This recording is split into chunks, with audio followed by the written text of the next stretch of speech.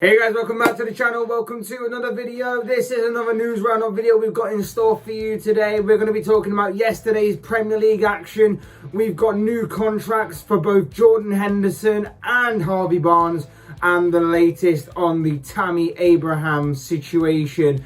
But before we go any further in discussing any of these stories, I would like to remind you all to please like the video and also subscribe if you're new. Both things are always and forever be greatly appreciated. But for now, let's get back to talking about some of the biggest headlines from the world of football, beginning with yesterday's Premier League action. We're going to begin with arguably the main event of the Premier League's action this past weekend, on the opening weekend of the brand new 2021-22 season. It was like I say, it was like the main event of the entire weekend. It was Tottenham versus Manchester City at the Tottenham Hotspur Stadium. These two sides may be involved in a bit of a tug of war of sorts, with one Harry Kane, and as we try and find out where his future lies going forward before the transfer window closes and at the end of this month. But on Sunday, we put that to rest, and these two sides battled it out on the pitch, and it was Spurs who came out victorious. It was Spurs who got the last laugh as they defeated Pep Guardiola's side 1-0 thanks to a goal from Heung-min Son. It's a fantastic result this for Spurs, and arguably you could say that they played City at the perfect time. City don't normally get into their stride, in my opinion, till a few games into the season.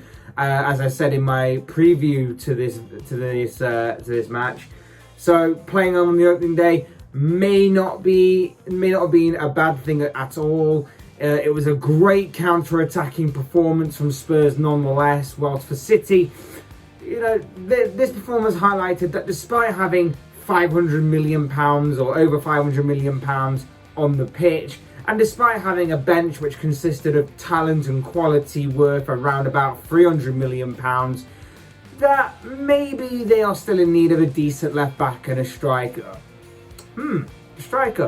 Star striker. I wonder who they could really be intensifying their interest in after this kind of performance yesterday, because they clearly needed a new striker. You know, I can't, and no one springs to mind, but oh well, we'll leave that.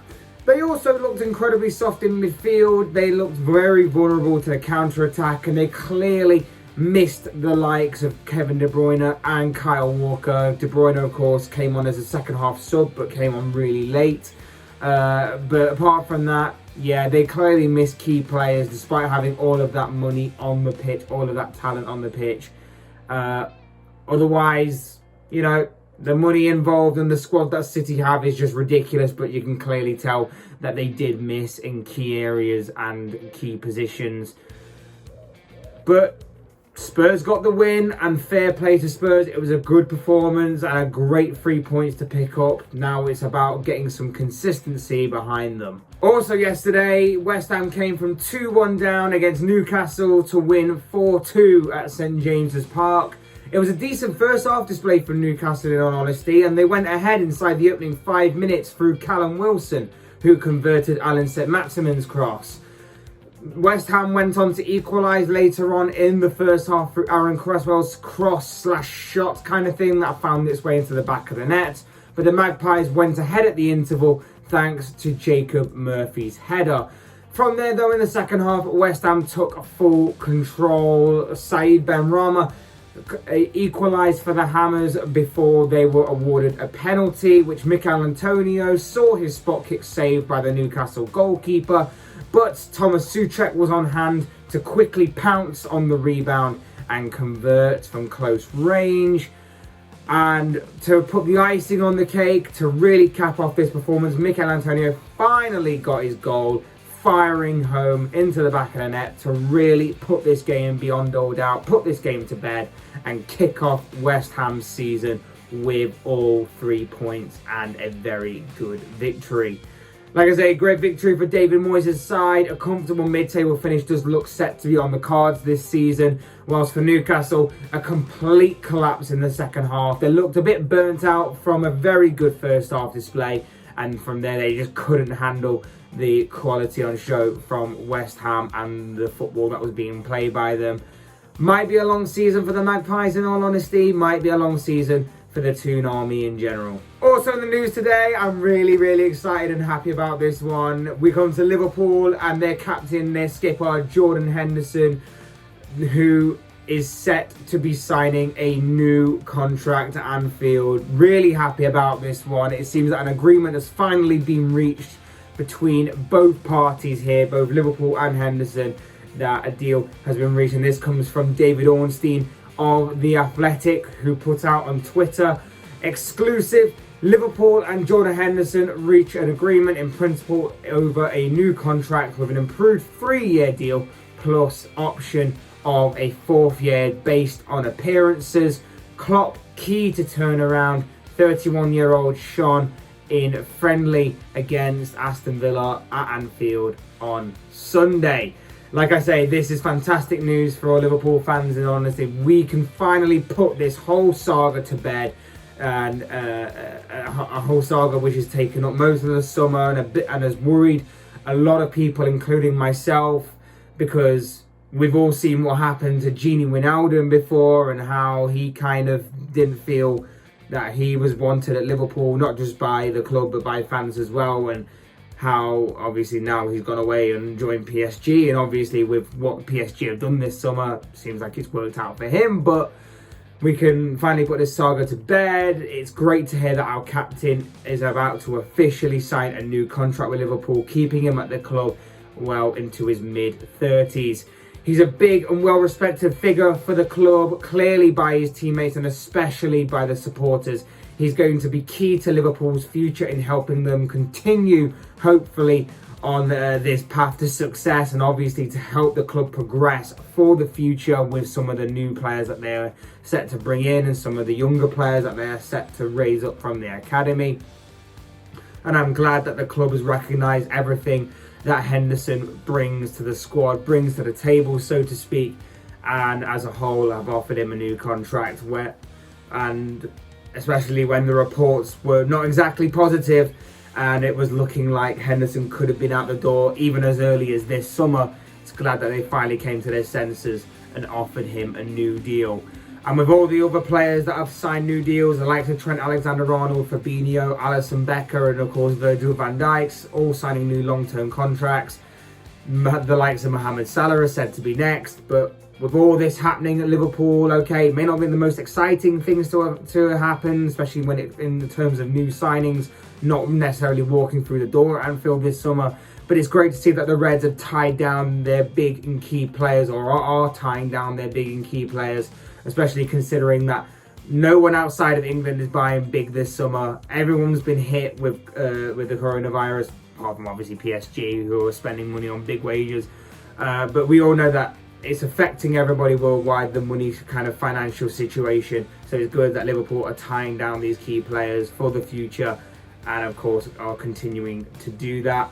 And Jordan Henderson is just the next big name in a list of names that are doing that and committing their future at Anfield, which is absolutely great to see. Absolutely quality stuff. Jordan Henderson is on the verge of signing a new Liverpool deal. From one player on the verge of committing his long-term future to his club to another, that brings us to Leicester and their winger Harvey Barnes. Barnes is said to be very close to signing a new long-term contract with the Foxes himself. And again, this all comes from David Ornstein, who wrote on Twitter, exclusive, more good news for Leicester, with Harvey Barnes on the verge of signing vastly improved long-term contract. New 4-year deal agreed, and Leicester finalising details before announcing.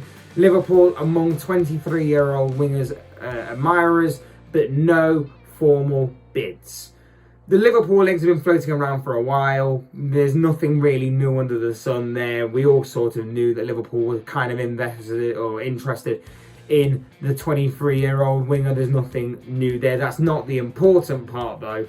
The important part here is that Leicester have tied down a very, very good and worthy asset for the future to a long-term deal. He's a young player who certainly impressed last season in the Premier League before getting injured, which was incredibly unfortunate for him. That has stopped his momentum. And with the impressive season that he had, that obviously drew about the Liverpool interest, and obviously the Liverpool links flew from there. And I'm sure that Liverpool weren't the only ones that were interested in him. They were just the ones that were only known to be interested in him. Either way, when he comes back, I'm sure that he'll continue to impress. I'm sure that he'll continue to evolve in the game at his young age of 23, and he'll continue to progress. But with that being said, Leicester tied him down to a new long-term contract, protecting an asset like him, and it's a very, very smart business for him. And I think Leicester's a very good place to be at right now for Barnes. So very good all round, and a win-win situation for both parties involved. And because this just appears to be a day in which clubs are tying down players to new contracts, we come to a third player in the form of Granit Xhaka of Arsenal. Now, if you remember, we've talked about this story before. Xhaka was subject to much transfer speculation, linking him with a move away from the Emirates from Arsenal this summer, with Roma being heavily linked with his name. Jose Mourinho does love a CDM, such as an Nemanja Matic. Could that happen? Don't know. But he decided this time to turn his attention to one Granit Xhaka. Well, nothing really transpired there because they couldn't really agree a fee. Nothing really happened. And then Xhaka came back from the Euros and has apparently secured himself a new deal with improved pay. Now, we know that Xhaka obviously divides a lot of opinion amongst, particularly, of course, the Arsenal fan base. So this will be interesting to see how they take this news. But yes, Granit Xhaka, the Swiss midfielder, has signed for a long-term deal with Arsenal, keeping him at the club until 2025. Love to know how you feel about this one, Arsenal fans. And finally, to a story that we've discussed a few times over recent days in regards to Tammy Abraham, who is very much on the verge of being unveiled as a Roma player. The 23-year-old has reportedly completed a medical and is now set to sign for Roma on a 5-year contract for a fee believed to be in the region of £34 million. We talked about this deal in previous videos. We talked about the fee that Roma are set to Chelsea. We talked about the move itself. We talked about the fact that Chelsea wanted to input a buyback clause into the striker's contract. And they did get their wish, because Chelsea have managed to be able to place an €80 million buyback clause in the striker's contract that is set to become active in the summer of 2023. So the possibility of Chelsea buying back their, currently their striker, but on the verge of leaving, is very much possible in a couple of years' time. Chelsea and the possibility of buying back a striker. I'm sure I've heard and saw that before. I'm sure. Where have I actually heard and seen that before? Chelsea buying back a former striker. Anyway, regardless, let's move on. I believe that this is the right move for both sides here, for both Abraham, for Chelsea, and obviously Roma did need a new striker after Edin Dzeko is going to Inter Milan. Like I've said, Abraham fell out of favour at Stamford Bridge since Thomas Tuchel took over, and the money began flying around at Stamford Bridge again, because obviously they were under transfer ban when Abraham really made his presence in the Premier League for Chelsea really known. But as I've said before, a change of scenery might do him the world of good. It might help his progression in football, being in a different league, having obviously more first team football opportunities, and so on and so forth. But like I say, it will be very interesting to see how he works with the new Roma manager, Jose Mourinho. I'm sure that will be a very interesting sort of relationship that will develop over time. But the bottom line here does seem to be that Tammy Abraham is very much on the verge of completing his move from London to Rome, from Chelsea to Roma. But of course, as I always say, these are just thoughts, comments, opinions, predictions, whatever you want to call it, of this guy. I want to know what you guys think. What do you make of any of the news stories that I've talked about within this video?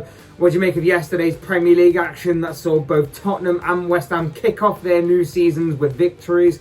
What do you make of the news that Jordan Henderson Harvey Barnes and Granit Xhaka are all committing their long-term futures with their respective clubs. And what do you make of the news of Tammy Abraham on the verge of completing his move to Roma? I'd love to know your thoughts, comments, opinions, predictions, whatever you want to call it, down below in the comments section on any of these stories, because I'm sure they will all make for interesting reading. Otherwise, hit that like button on the way up if you enjoyed the video, subscribe if you're new or want to see more content like this. Both things are always and probably greatly appreciated. And as always, thank you all so much for watching and listening. I've been Fletch, this has been another Fletch Talks video, and I will see and speak to you all again soon in another video.